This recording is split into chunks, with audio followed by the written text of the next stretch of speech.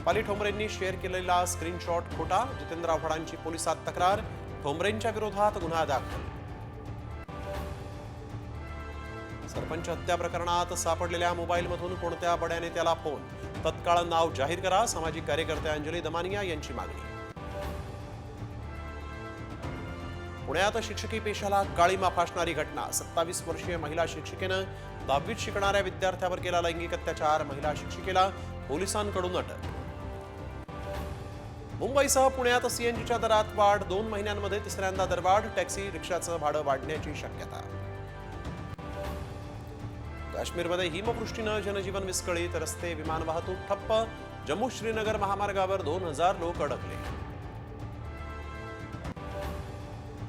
जळगावात अवकाळी पावसाचा फटका, केळीच्या बागा आडव्या, मका आणि हरभरा पिकाचंही मोठ्या प्रमाणात नुकसान. प्रकल्पाची किंमत आणि नफा मिळताच टोल बंद झाला पाहिजे, सुप्रीम कोर्टाचे निर्देश. दिल्ली नोएडा फ्लायवे प्रकरणात दावा फेटाळला. परळी तालुक्यात पुन्हा एकदा हवेत गोळीबार, आणखीन 3घांवर गुन्हा दाखल.